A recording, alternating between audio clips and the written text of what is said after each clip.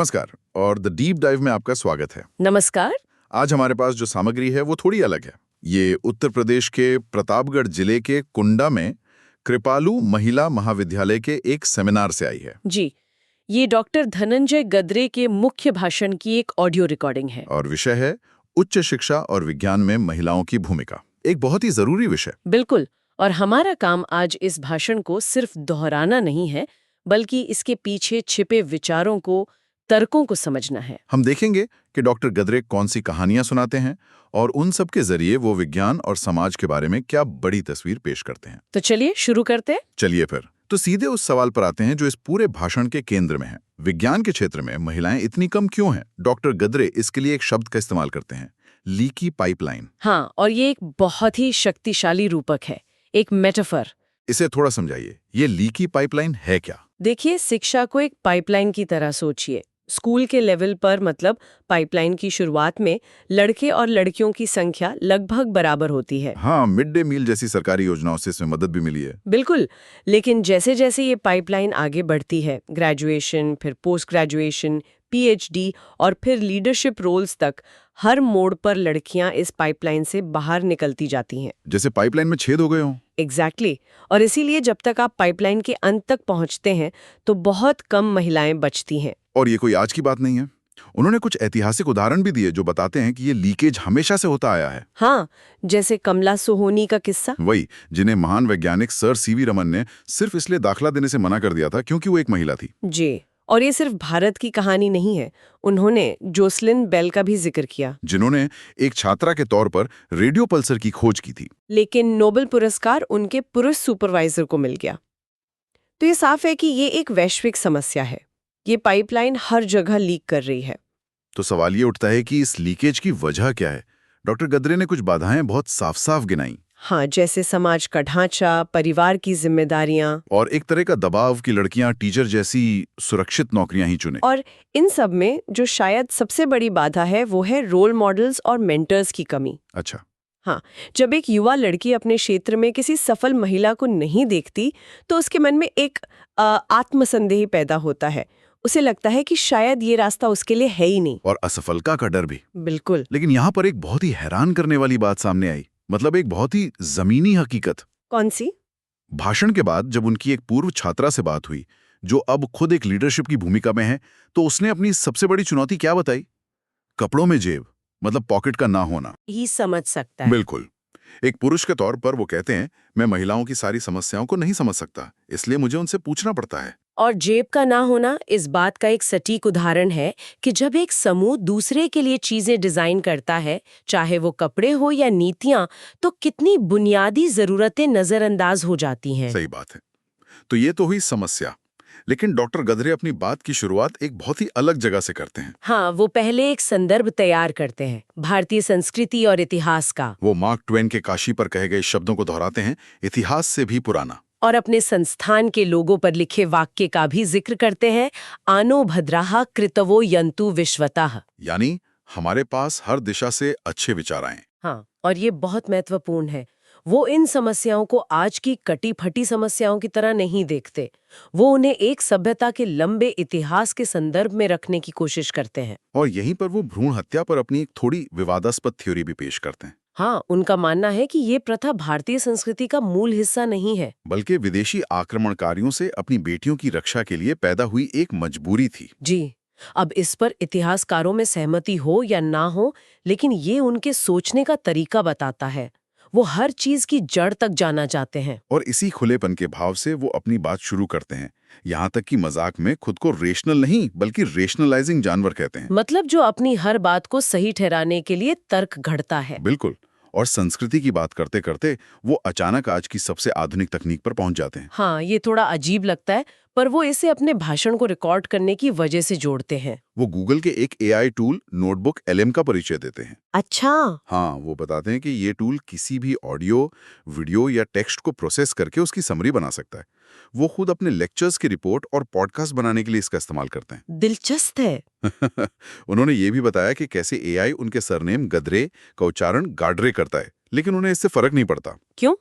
क्योंकि उत्तर भारत में कई लोग उन्हें वैसे भी गाडरे ही बुलाते हैं।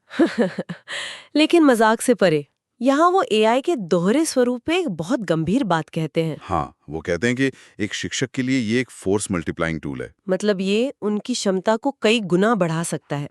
लेकिन छात्रों के लिए ये भस्मासुर बन सकता है। बिल्कुल।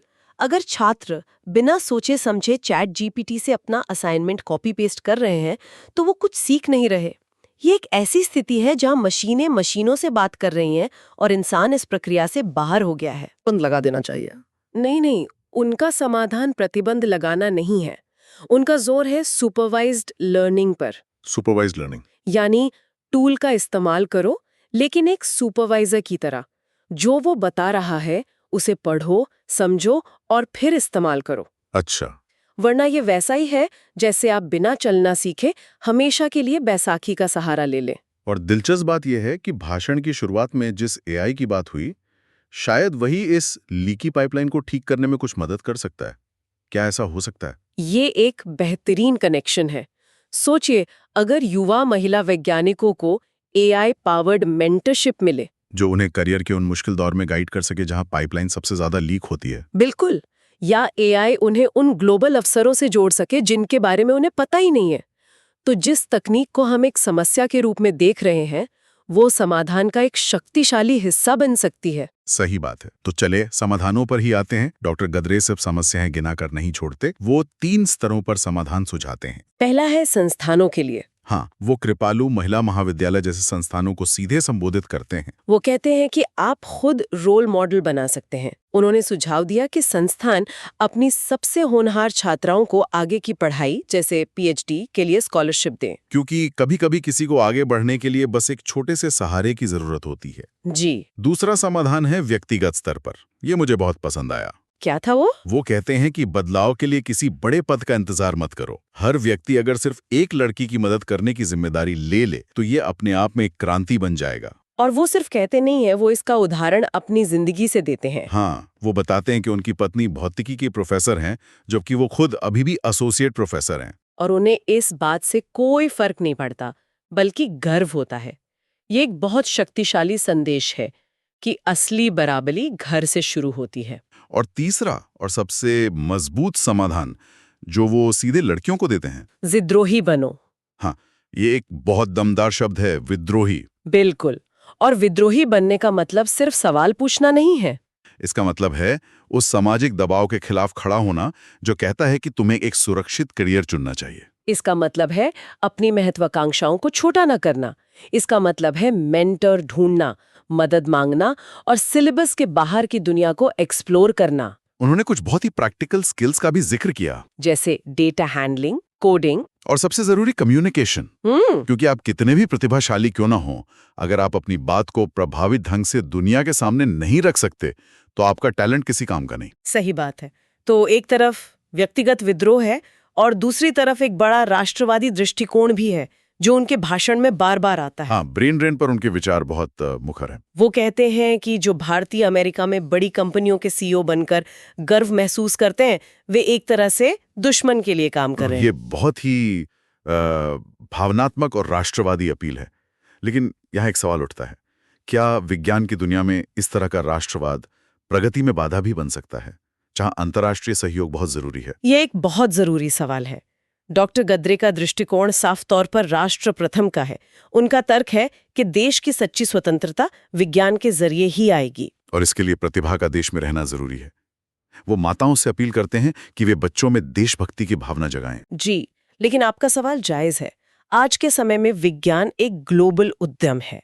शायद संतुलन इस बात में है कि भारतीय वैज्ञानिक दुनिया में कहीं भी काम करें, लेकिन उनका काम अंततः भारत के विकास में कैसे योगदान दे सकता है, इस पर भी विचार हो। और इसी राष्ट्रवादी फ्रेमवर्क में वो महिलाओं की भागीदारी के सवाल को ही पलट देते हैं। वो ये नहीं पूछते कि महिलाओं को विज्ञान में क्यों होना चाहिए, बिल्कुल। वो पूछते हैं उन्हें विज्ञान में क्यों नहीं होना चाहिए। सही है। वे देश की 50% आबादी हैं। उन्हें बाहर रखने का मतलब है कि आप देश के आधे दिमाग, आधे अनुभव और आधे दृष्टिकोण को विज्ञान की प्रगति से बाहर रख रहे हैं। तो ये कोई महिलाओं का मुद्दा नहीं है, ये सीधे सीधे विज्ञान का मुद्दा है, देश के विकास का मुद्दा है। तो आज की चर्चा से कई बातें निकल कर आईं। एक तरफ एआई जैसी तकनीक का दोहरा स्वरूप है, जो सहायक भी है और भस्मासुर भी। और दूसरी तरफ शिक्षा में लीकी पाइपलाइन की वो गहरी समस्या है जिसे ठीक करने के लिए हर स्तर पर काम करने की जरूरत है। संस्थागत, व्यक्तिगत और विद्रोही। बिल्कुल।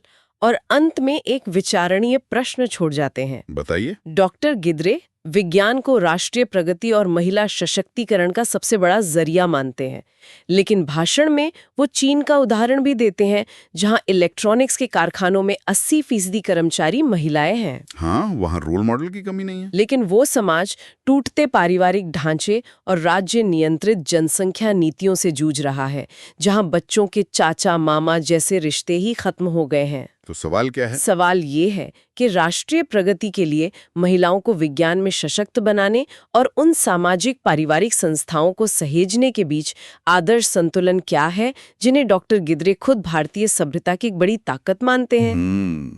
एक बहुत बड़ा सवाल है। क्या इन दोनों लक्ष्यों को एक दूसरे से समझौता किए बिना हासिल किया जा सकता है? ये एक ऐसा सवाल है जिस पर सोचने की जरूरत है।